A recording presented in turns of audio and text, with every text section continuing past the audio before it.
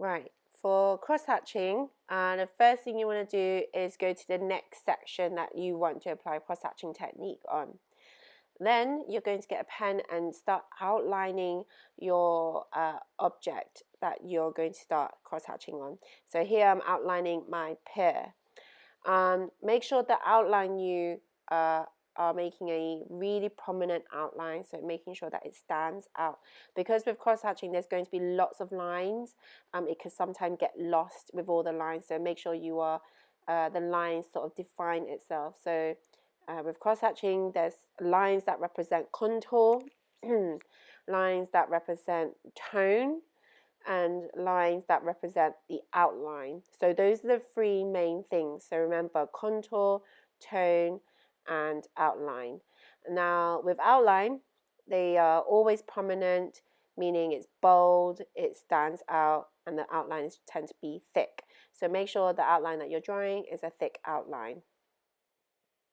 Okay, number 2, which is contour, and contour is basically the shape of the object you're trying to show, and that tends to be curved shapes. And a lot of times students just draw straight lines, but they don't add any contour lines, so then it looks quite flat. So contour line is really important, and that basically means making sure you're adding curved lines, especially if it's a round object. So curved lines for contour. And then the next thing, which is tone, and tone means you need to show a range of light to mid and dark tones. So to show that, you need to show lots of lines that are overlapping and cross-hatching over, and that will show dark tones. And to show light tone means that there are fewer lines and that they are more spaced out. And that tends to only show like contour lines in that section. So just bearing in mind when you're doing cross-hatching, you're thinking about those three important things that I've just mentioned. So contour, tone, and outline. Outline being prominent, contour showing curved lines, and tone showing light to dark tones based on how many lines you need to show. So far, as you can see, I've been doing a combination of all of those three categories in this drawing of the pear.